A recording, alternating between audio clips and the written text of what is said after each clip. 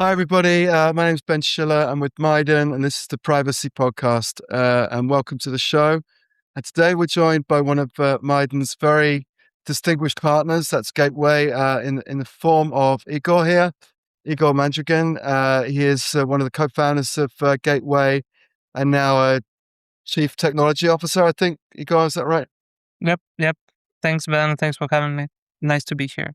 So we're going to talk about Gateway. We're going to talk about Gateway's partnership with Maiden, and probably more importantly, Igor's sense of the market right now, Ethereum, and where privacy on chain goes next. So, Igor, do you want to just introduce yourself a little bit? How did you get into this crazy world of crypto? How did you get into starting Gateway? Yeah, thanks so much. Yeah, it's been a while since I've joined crypto full time. I think it was like 2017 and all this crazy ICO boom. And that's where a lot of the crypto companies finally got some money to hire much more people. And at that point, I was kind of a little bit tired of fintech. I was working at a spin-off of Opera, the browser company. That was doing a spin-off for fintech in Africa because, again, they had a distribution in Africa and stuff like this. So we were doing some payments there. So it was to some extent a natural progression. So I joined the first company called Status in 2017. Then from there, I just jumped into the deep end and basically went to Ethereum core development. Was one of the first engineers on Aragon, one of the execution clients there. Was working on some researches. For example, moving from proof of work to proof of stake was one of the ones that was released actually. And then I think around late 2020, we decided, me and my co-founders, that there isn't enough of like really solid and enterprise grade infrastructure for Ethereum. So it was a lot of stuff was best effort. If you remember back then, I think Alchemy was in closed beta at all, or it was just basically Medium posts, a couple of them about Alchemy. Then Infura was basically the only options. Also, everything was based on AWS. And we were like, okay, after Ethereum Foundation, we thought that yeah, maybe we should distribute it somehow. And yeah, basically that's how we started. So the idea of Gateway was in 2020, late 2020, and then in like Q1 of 2021, I quit my job and we started this thing. So yeah, and the rest is history. Basically. Absolutely. And now you're partnering with Maiden. So maybe just explain how you work with Maiden, how you operate one of these Guardian products that we have. Yeah, I mean, we're not only doing Guardian, we're doing Guardian is the latest thing we're doing with Maiden, but we started first with just hosting the RPC network, RPC for the network, then hosting the Block Explorer. Then the next interesting thing was actually that our R&D team developed and now hosts the connection of Maiden to the AggLayer, so one of the bridges there from the version 0.14, if I remember correctly. So. And after that, the Guardian concept was, of course, like created in Maiden, and one of the like natural progression was for us to also help whoever wants to run a Guardian to provision the infrastructure for that. And we've been in the infrastructure space for again since 2021, so for over 5 years. Since then, we also have all the compliance that's like normal for this space, like SOC, ISO, and other types of compliance. So again, it's a very natural thing for us to operate something like a Guardian for other customers, basically to make sure that it has production SLAs, that they don't have to care if there's any updates going on. So you guys at Maiden also having enough feedback for how it's being used and what needs to be fixed and stuff. So it's yeah, I think it's very synergetic, honestly. There. Well, I know everyone enjoys working with you, so thanks very much. So yeah, I want to pick up on some of the things you've been saying about privacy, because you're Mhm. obviously at the coalface of working with clients and real companies, and you can see what they want. We've seen a lot of people talk about privacy in the last year or so, talk about it being a key requirement for institutional and corporate adoption. You came out with a strongly worded op-ed back in January. I think it was in Cointelegraph, where you were arguing that banks shouldn't use permissioned blockchains. That would be what we used to call DLTs or something Yeah. like Hyperledger. They should really be moving to protocol level privacy. That is, ZK based Mhm. privacy. Why do you think that is? I mean, can you just explain to listeners why you think there's that choice between that ZK based privacy and this kind of Hyperledger type privacy? I mean, Hyperledger networks were mostly like completely hidden versus you have the full access to everything on the chain. Yeah, there were some tools like Tessera that were notoriously difficult to set up and prone to some errors and whatnot. And also in general the private networks like these early private networks they were like the positioning for the early private networks was more like a consortia network, right? So you get a validator, somebody else get a validator. I mean, there were more public approaches like Facebook's Libra, for example. You get the consortia of whatever companies gets the validator, but then it turns out, in the public networks, validators get compensated. Like we at Gateway, we run, let's say, Ethereum validators, and we do get compensated for that, like with staking rewards. But for these private networks, turns out there is basically no incentive for consortia to run and keep it up to date. So basically, and to run this network, you usually need, from the technical perspective, you need like four or five nodes at the minimum for validators for it to just function. And these nodes needs to be patched, updated, and stuff like this. And turns out that a lot of the companies who try to do consortium networks, at some point, they figured out that they're the only one running all validators, and it's basically a huge overhead. Plus, the consensus mechanism there also adds even more overhead on the performance. So you maybe squeeze a couple of hundred TPS from there, maybe less than that. Modern L2s can do quite a bit more. And also modern L2s, of course, are anchored for security and in private way anchored to Ethereum. So basically, you don't need this anymore. This play with again multiple validators, reorgs, and stuff like this. They can be very fast and straightforward. And then the modern privacy solutions. Again, one of this is Maiden, where the privacy is at the core of the architecture.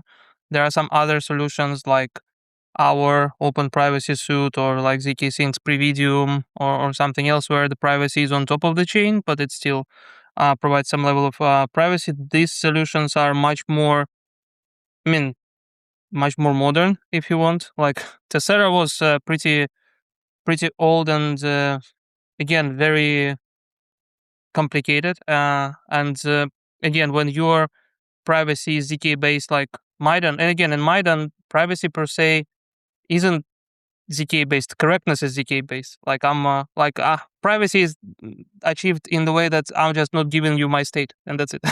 I'm giving you the commitment to my state. I'm not encrypting it by anything, and I'm not. But what I'm using ZK for is I'm giving you like a receipt that I didn't do anything that breaks the rules of your network on this. So Right. I did something, but it all was correct, and that's what ZK is used for.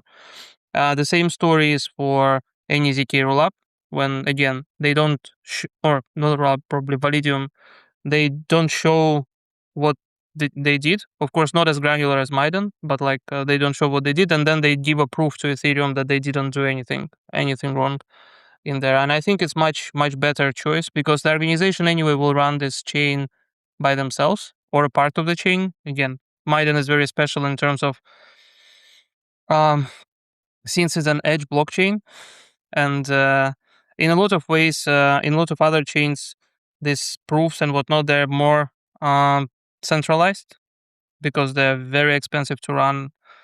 And in Maiden, of course, it's on the edge. So the customer who has all the incentives to prove you the network that everything is correct creates the proofs. So yeah, it allows somebody to run something like their own private state with this guardian to make sure that it's recoverable, and with what's it called, the private relay or something like this. I forgot what's the exact component was, where I Private can relay, just yeah. yeah, private relay, when I can just keep my state and don't share it to the centralized parties in there. So it's it just again this many whatever the private chains were very or they were envisioned in like early or late 2010s. And since then, so many years has passed, and we learned quite a bit as the industry what makes sense and what doesn't. Right. I mean, but even in the privacy space, we're still seeing what could be called consortia right now, like with Canton, for instance. Yep. Would you say that Canton is like Hyperledger in that sense, that it's kind of an unmodern chain? No, I don't. I think it's. I mean, they do slightly different set of trade-offs for the Canton, but it's a modern chain, but it's also a very different chain from almost anything else. I mean, so is Maiden, but Maiden to some extent is more traditional than Canton, if you want, for those who run this chains, and for us, let's say, who develop on top of it. So no, Canton. I mean, yeah, my answer is basically it's a modern chain, but it's a very much a step to the side instead of a step forward in terms of the privacy. I think you kind of need to build up on what was created, and that's how progress happens. And this is a little bit of a side quest, maybe successful side quest, but it's yeah, Pretty successful at the moment, I guess. no. I mean, what would you say are the main obstacles or barriers for companies to adopt this kind of more modern version of privacy, the CK-based privacy approach? Uh, First of all, we didn't do a really good job as a community of educating them. There was a very good article by Simon Wardley. I really like how he writes, and he was writing. He was basically trying to figure out. Let's say there's this book, The Diffusion of Innovation, right, and how the innovation goes from early adopters, and then there's a chasm, and then there's a actual mass adoption. And what, like, how do you define and quantify this chasm? And he quantifies it mostly as a institutional knowledge or society knowledge of something. And he thinks that, okay, for example, you have a radio is like in early days was pretty advanced thing, right? You needed to like either assemble it, you need to know which the wave standards are there, and now radio seems very outdated. If you buy a radio today, if it exists, you just press one button and then it works, right? Same stuff with the blockchain. And again, zk privacy is something I just lately was uh, at an event of IBM research, and they understand, for example, zk privacy quite a bit. But still, it's IBM research. And it says something that's normal companies like and finance companies. They don't have enough knowledge and not comfortable and confident enough in zk world. It's still like even I mean, how many people know zk even in the space? How many teams are there who can do proper zk? It's like you can count them on like literally on your fingers. So why do you think that is? Is it just like people catching up with technology, or is there some kind of fundamental blocker there, do you think? No, I think it's just time. I think zk became practical and usable only maybe like a year and a half, 2 years ago. Something that before that it was a very expensive experiment, basically because you needed a lot of CPUs and a lot of power. Like right now, you see what Maiden does, and you can basically run a proof on your phone, and this is very impressive. Before that, I remember in the early zk VM days, I mean, you need to run clusters and clusters and clusters of GPUs or CPUs to prove like little transactions, and then as soon as this thing, I mean, then it's difficult to provision and difficult to audit. So it's kind of needs to take its time, but I think it unlocks so much in there, and the benefits, like again, as I said, the throughput, the proper like division of access control, and in terms of MIDE, and also privacy from the operator. This definitely outweighs everything, and we see that enterprises are catching up slowly on this, but it's, of course, it needs to take time. So you mentioned AggLayer, which is a interoperability Yeah. mechanism within Ethereum. And you've argued that isolation is one of the biggest threats to the development of on-chain finance. This sort of silo effect of capital being on different chains and not sort of Mhm. brought together. How, just in terms of kind of interoperability on Ethereum, how well are we doing in breaking those silos and bringing bigger capital pools together, do you think? I think it's there is not yet like amazing solution. I think AggLayer is pretty close to be like a good technical solution to that, and the more chains, the more network effects is good. Then there is this initiative called Ethereum Economic Zone, which is also doing something like this, and it's also a very interesting concept. I think it's to some extent similar to AggLayer, but maybe like an AggLayer 2.0, thinking a little bit forward when proofs are cheaper and stuff like this. Then, of course, there are multi-sig approaches that just lately took a huge hit by hacks, like even Layer Zero and some others who are very Right. well known. And then there is, of course, enterprise solutions like Chainlink, and so there is no winner yet, but there will be at some point. Very soon it should be, because otherwise you end up in silos. So then you will basically modernize. I mean, there's also like it's also a possible future when you just the banks and fintechs modernize what they have instead of the core banking software. They will run blockchains and run stablecoins, and then stablecoins issuers will have to suffer and support, I don't know, 520 networks and Really? issue stablecoins there. Do you So think yeah. they'll really do that? Uh, I mean, it depends. I see how it might happen, because I have this feeling that there is a lot of interest in enterprise to blockchains right now, and they're trying to pick their bets. So there will be a period when everybody picks their own solution and picks, okay, these guys are doing this on this chains, these guys are doing it like this, others using this stuff. But then at some point after that, it's usually some period of like consolidation. After that, it becomes more and more difficult to enter this market, because the bad thing about the enterprise that you need to convince them that they need to pick you, and this convincing takes enormous amount of time. Then there's a procurement process and everything else.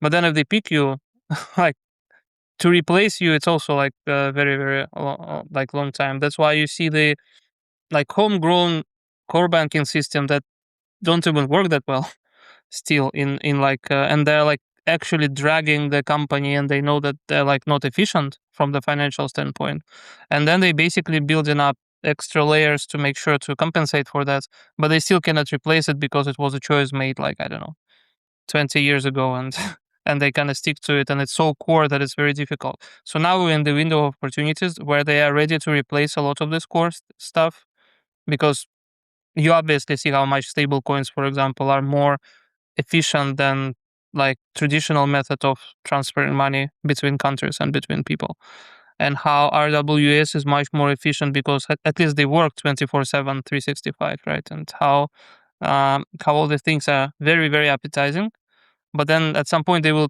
pick something that's actually works, and it's important to basically be at that. So yeah, one of my fears to some extent, or like I would say the scenarios that I wouldn't like to happen, when it actually will be like many isolated networks, they will be connected somehow, but there won't be any good solution. You mean they'll be connected, but not in a kind of viable or secure Yeah, yeah, way? yeah. It just Yeah, will be similar to Swift right now or something, or this right. somebody uses Swift, somebody uses whatever EU system that's inside, and then you pick whichever you send, and then it's like, and then you actually need to store, instead of storing your extra deposit in the counterparty bank, our correspondent bank, right now you actually will store it on their blockchain, but it's going to be the same system, Right. and it will just modernize the tech, but will not modernize the philosophy behind it, and it's Just change the technology, but not that change the problem. There'll still be that exactly. silo, complicated system. So we Interesting. as a blockchain community need to do much better at making sure that this doesn't happen. Right. So I wanted to ask a little bit about the Ethereum Foundation because you're deep in the Ethereum world. Yeah. What do you make of the recent conversation around the future of the Ethereum Foundation? We've had a number of very high profile developer departures from the Ethereum Foundation. There's been a restating from Yeah. Vitalik about the feature. What do you think about that? What's driving this conflict? Well, I think it's to some extent it's good that it's happening because it couldn't continue the way it was before. It was fairly clear, and it's because a lot of Ethereum Foundation was always doing a lot of very ambitious things, but then almost none of them was ever released anywhere. Like I was working, for example, personally on the things called stateless Ethereum, and it was again 2019, give or take, and it was basically a very similar idea to what Maiden has right now, in terms of the partial state and whatnot. And it wasn't for privacy; it was more for efficiency. But it was like that, but for EVM, and in 2019. I mean, now Ethereum is nowhere near, and luckily Maiden right now is in very similar idea when you can hold part of the state, part replace with the commitments and stuff like that. So it's I think this rework is quite interesting, and I'm very interested what will happen with the ETH Labs as well, which is again separate thing because and we see that researchers also probably I don't know if that was the reason or not. I don't have any insight. I haven't been with foundation projects since 2020, so it's Okay, been a while. But I definitely see from the outside that basically getting things done was quite challenging or was very slow. Now it's much faster. It's picking up the pace, which is great. But on the other hand, again, it was very big for a foundation, and honestly I'm thinking that's speaking of the stuff that Canton did really well and Ethereum didn't is exactly educating the enterprises right, about the qualities. Like Ethereum has like infinitely more stuff actually deployed on it, right, and activity that's happening, but then it's very few people from the Ethereum Foundation and or Ethereum Enterprise Alliance, right, who were actually trying to educate enterprises. And there was like I was at EA events every now and then you have this huge DevCon, and then EA event is like a small side event besides it. Even though right now and again 2026 we kind of understand that the future of the blockchain would be on how enterprises adopt it with through RWAs or stable coins or something. So I right. think yeah, we'll see how it goes. I like that something is changing, and I like that there are alternative structures that might be more um run more like an org, like a maybe more commercial org. I think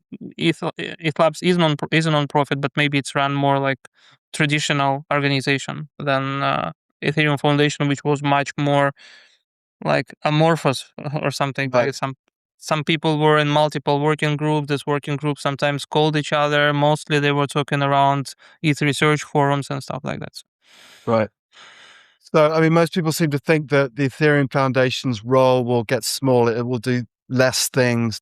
And then these new groups will do more of to take some of the things off the plate of the EF, and it'll go to ETH Labs and Yeah. Serialized and so on.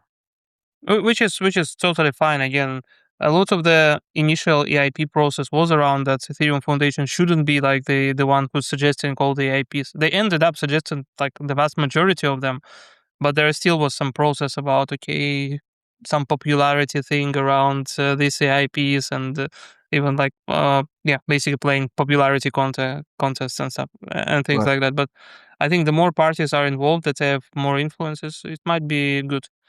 After all, honestly, what I want to also say that if we're looking at what Ethereum sells, like why would you care for Ethereum and not Canton, for example, is that Ethereum sells a lot of neutrality and permissionlessness exactly on this, including in both of the development process and both of the like a process of implementing these things. And I can I can kind of imagine that like when the COVID happened, uh, I happened to be like in with my like relatives in back then, like in Russia, right? And the COVID happened, and And we wanted to go back to Sweden because we were living in Sweden. We just visited like relatives abroad and stuff like this. And then the government one day just said that, okay, on Friday evening they said that from Saturday morning no planes will be flying anywhere. It was a very efficient approach, but I was very unhappy by the government being too efficient. So I wasn't, and my family wasn't able to go back home right, from there.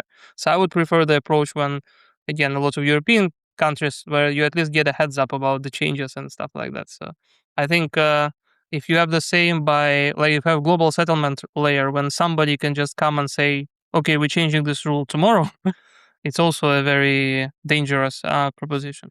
All right. So just moving back to Gateway, what do you see most? What are you most excited about, and where do you see most appetite amongst institutions and companies coming onto Ethereum? What are the use cases that you're seeing out there?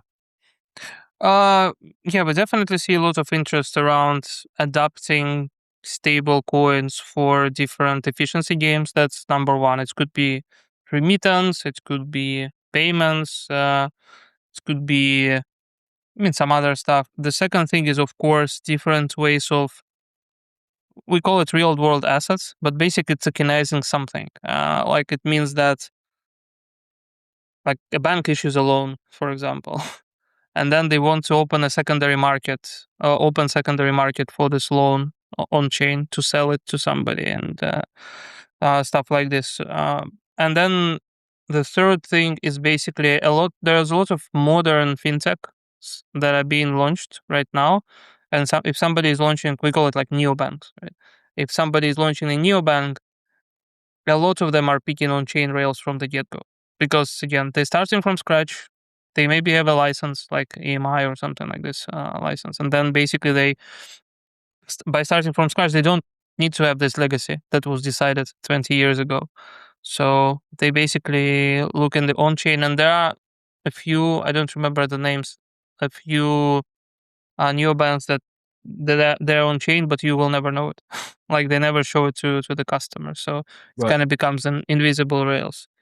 Uh, the thing that was quite also useful is when it comes from the other way, when more like uh, blockchain first projects like Gnosis or Celo, for example, recently they are launching traditional finance instruments like credit card payments or something like this. I myself like a happy user of Gnosis Pay. We were like the early supporter from the infra side of the Gnosis Pay as a project, the card. So I think this was also a very interesting movement that doesn't come from the enterprise, but more coming from the traditional blockchain companies searching for customers. And how does Gnosis Pay work? So you charge up your wallet, and then you can use a credit card Yeah, from that wallet.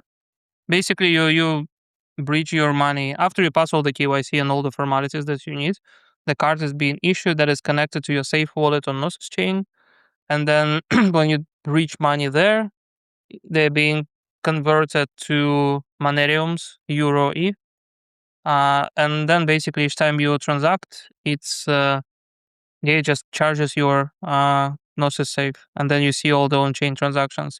There's a lot of technical details in between, but that's one of the cases where privacy or the lack thereof is a bit concerning to me because Right. even though I'm a user of Gnosis Pay, I know, for example, that's, I mean, you can know if you know the address, you will see all the transactions. There is no I can look privacy. up your transaction history. Yeah, you can look up my bad spending habits. Yeah, of course.